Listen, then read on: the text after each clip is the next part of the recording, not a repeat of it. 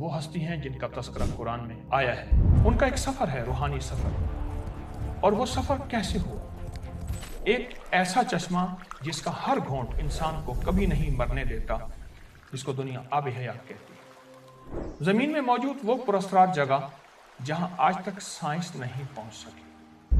खिज़र अलैहिस्सलाम आज भी जिंदा है। सदियों पुराने राज, इंकशाफात और हज़रत खिज़र से उसकी मुलाकात होगी। बिस्मिल्लाहिर्रहमानिर्रहीम, अस्सलामु अलैकुम व रहमतुल्लाहि व बरकातुहू। आज एक ऐसे अनोखे उन्वान पे आपसे गुफ्तगू होगी, कुछ मालूमात हम बैठ के सीखने सिखाएंगे। मैं भी सीखने वाला हूँ कि जो सदियों पे मुहित है, उसकी आज और आज के माशरे में कितनी ज़रूरत है और हमें उसका कितना फ़ायदा होगा। ज़हन नशीन रखें कि इस सारी गुफ्तगू को आप तवज्जो से सुनेंगे और दूसरे लोगों को बताएंगे, शेयर ज़रूर कीजिए। एक मैं रिवायत बयान करूंगा, बहुत ताकतवर रिवायत है और इसका बहुत ताकतवर हवाला है। ये रिवायत है अबू जाफर रहमतुल्लाह अलैह से, जो अपने वालिद से रिवायत करते हैं।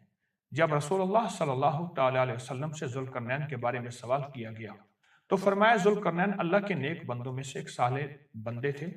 वो अल्लाह के एक अजीम मर्तबे पर फाइज थे। हमारे बादशाह पर अल्लाह की कितनी रहमत है। अल्लाह ने उन्हें न सिर्फ मशरिक से मगरिब तक हुकूमत दी है, बल्कि उन्हें रूहानियत में ऐसी फजीलत दी कि ज़ियाफील नामे एक फरिश्ता उनका दोस्त बना दिया, जो उनसे मुलाकात के लिए आता रहता था। एक दिन जब दोनों बातें कर रहे थे तो ज़ुल्करनैन ने ज़ियाफील से पूछा, ज़ियाफील, आसमानों में फरिश्ते अल्लाह की हम्द कैसे बयान करते हैं? ज़ुल्करनैन, आसमानों में ऐसे फरिश्ते हैं जो खड़े हैं और कभी नहीं बैठेंगे, और फरिश्ते हैं जो सजदे में हैं और कभी अपना सर नहीं उठाएंगे। ऐसे भी हैं जो रुकू में हैं और उन्होंने कभी अपनी नजरें नहीं उठाए। कुछ फरिश्ते हैं जो उसे हर वक्त कहते रहते हैं, सुब्हानल मलिकुल कुद्दूस रब्बिल मलाइकति वर्रूह रब्बि मा अबदनाका हक के इबादतिक। पाक है वह बादशाह, पाकीज़ा, फरिश्तों, रूह का रब। हमने तेरी इबादत वैसी नहीं की जैसे तेरा हक था। ये सुनकर ज़ुल्करनैन रो पड़े। मैं अर्ज किया, ए ज़ियाफील, मैं चाहता हूं मैं इतनी देर जिंदा रहूं कि अल्लाह की सही इबादत और इताअत कर सकूं। ज़ियाफील ने कहा, क्या आप वाकई चाहते हैं? ज़ुल्करनैन ने कहा, हाँ। तो फरिश्ते ज़ियाफील ने अर्ज किया, जमीन में एक चश्मा है जिसे आइनुल हयात कहते हैं, यानी आबे हयात। ऐन अरबी में चश्मे को कहते हैं। जो भी इसमें से एक घूंट पी लेता है वो कभी नहीं मरता। हैरत की बात है। ज़ियाफील ने क्या हैरत अंगेज राज बताया। आइए इस राज को आगे जानते हैं। आपको पता है ये चश्मा कहाँ है? ज़ियाफील ने जवाब दिया, नहीं, ये अल्लाह के इल्म में है। लेकिन आसमान वालों के दरमियान ये बात मशहूर है, जमीन पर एक ऐसी तारीकी जगह है जिसमें ना कोई इंसान गया है ना जिन। हमें गुमान है वो चश्मा उसी तारीक मकाम पर है।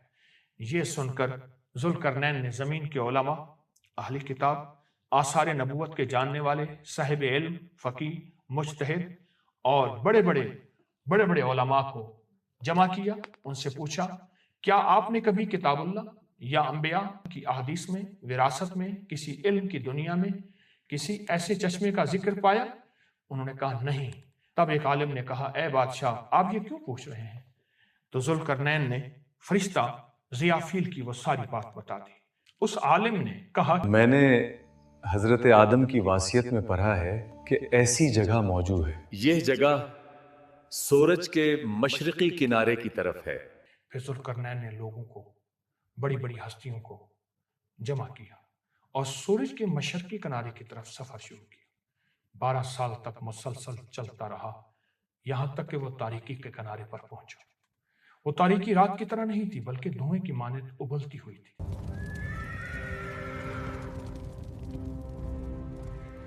ज़ुल्करनैन ने अपने लश्कर की बड़ी बड़ी हस्तियों को बुलाया और पूछा, मैं इस तारीकी में दाखिल होना चाहता हूं।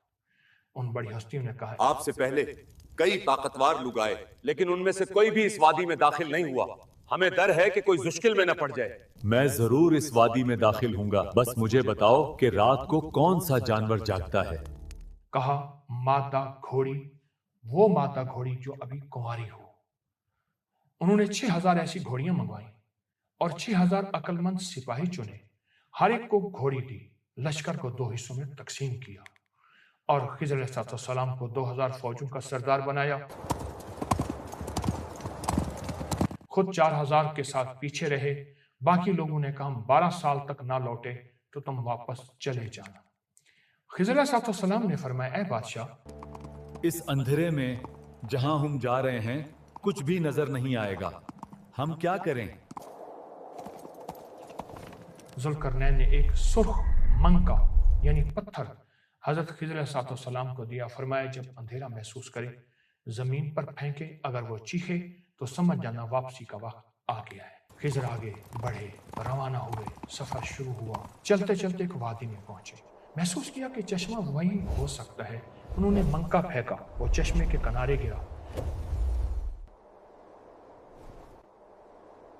خضر نے اس چشمے سے غسل کیا، وضو کیا، پانی پیا۔ یہ پانی دودھ جتنا سفید اور شہد جتنا میٹھا ہے۔ میں نے ایسا پانی پہلے کبھی نہیں پیا۔ پھر وہ واپس اپنے لشکر میں آ گئے۔ ادھر ذوالقرنین اس وادی کو نظر انداز کرتے ہوئے آگے بڑھ گئے اور 40 دن تاریکی میں چلنے کے بعد ایک روشنی میں پہنچے۔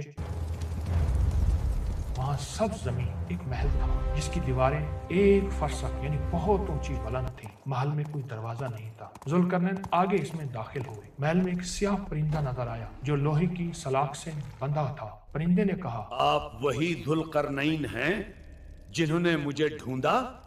پھر اس نے سوالات کیے، کیا زمین پر چونا اور اینٹ کا کام بہت بڑھ گیا؟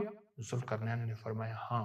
پرندے نے سسکیاں لینی شروع کر دی اور سسکیاں بھرتے بھرتے پھر اس نے پوچھا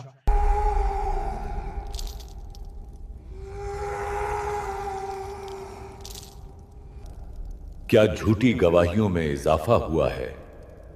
ہاں بالکل۔ کیا موسیقی عام ہو گئی ہے؟ یہ بہت عام ہو گیا ہے۔ کیا لوگوں نے کلمہ پڑھنا چھوڑ دیا ہے؟ تو ذوالقرنین نے فرمایا نہیں۔ پوچھا نماز؟ فرمایا نہیں۔ پوچھا جنابت یعنی ناپاکی کا غسل کرنا چھوڑ دیا؟ فرمایا نہیں۔ پرندے نے کہا اب میں اطمینان میں ہوں، واپس اپنی حالت میں آ گیا۔ پھر اس نے ذوالقرنین کو محل کی سیڑھی چڑھنے کو کہا۔ ذوالقرنین اوپر پہنچے تو وہاں ایک نوجوان خوبصورت کھڑا تھا جو دراصل صاحب الصور حضرت اسرافیل علیہ السلام تھے۔ وہ آسمان کی طرف منہ کیے کھڑے تھے اور کہہ رہے تھے قیامت قریب آ چکی ہے، میں اللہ کے حکم کا منتظر ہوں، کب مجھے اللہ سور پھونکنے کا حکم عطا فرماتے ہیں۔ پھر انہوں نے ذوالقرنین کو ایک پتھر دیا، فرمایا اگر یہ پتھر سیر ہو جائے یعنی بھر جائے تو تم بھی ہو جاؤ، اگر یہ بھوکا ہو جائے تم بھی ہو جاؤ۔ ذوالقرنین نے وہ پتھر اپنے بڑوں کو دکھایا، انہوں نے 1000 پتھر تولے مگر وہ پتھر بھاری رہا۔